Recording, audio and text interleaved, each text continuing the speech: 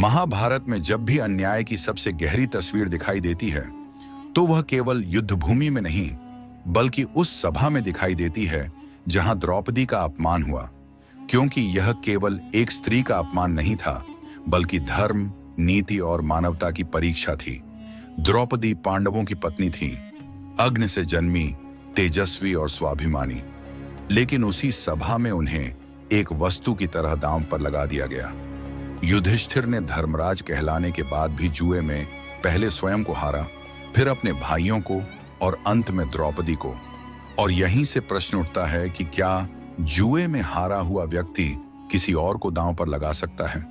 द्रौपदी ने यही प्रश्न सभा में किया, लेकिन पूरी सभा मौन रही। भीष्म पितामह, जो धर्म के सबसे बड़े ज्ञाता माने जाते थे, वे भी इस प्रश्न का उत्तर नहीं दे पाए। द्रोणाचार्य, कृपाचार्य, विदुर जैसे विद्वान भी चुप रहे, क्योंकि उस समय धर्म सत्ता के अधीन हो चुका था। दुर्योधन और दुःशासन ने इस मौन को अपनी शक्ति समझ लिया और दुःशासन ने द्रौपदी को केश पकड़कर सभा में घसीटा। उस क्षण द्रौपदी ने न किसी पुरुष की ओर देखा, न किसी योद्धा की ओर। उसने सीधे कृष्ण को पुकारा, क्योंकि जब मनुष्य धर्म छोड़ देता है तब केवल ईश्वर ही शरण बनता है। और वहीं कृष्ण ने वस्त्र को अनंत बना दिया। यह केवल चमत्कार नहीं था, यह संदेश था कि जहां अन्याय होता है वहां ईश्वर मौन नहीं रहता। लेकिन प्रश्न यह है कि उस दिन कृष्ण ने द्रौपदी को बचाया, पर उस सभा में बैठे पुरुषों का धर्म कौन बचाएगा? भीष्म जानते थे कि यह अधर्म है, फिर भी वे अपनी प्रतिज्ञा और सिंहासन की निष्ठा में बंधे रहे। द्रोण जानते थे कि यह पाप है, फिर भी वे राजभक्ति में चुप रहे।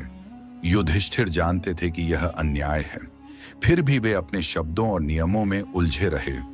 और यही मौन आगे चलकर कुरुक्षेत्र के युद्ध का कारण बना, क्योंकि द्रौपदी का अपमान केवल पांडवों का अपमान नहीं था, वह पूरे समाज के मौन का परिणाम था।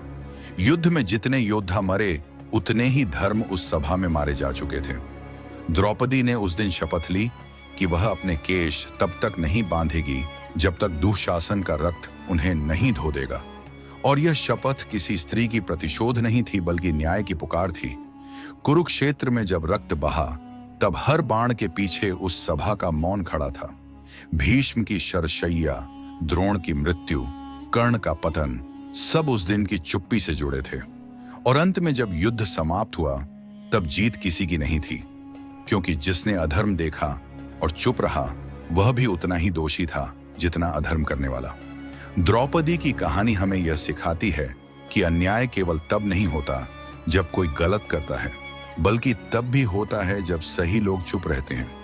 और शायद यही कारण है कि महाभारत आज भी हमें केवल कथा नहीं बल्कि चेतावनी देता है कि धर्म केवल ज्ञान से नहीं, साहस से जीवित रहता है।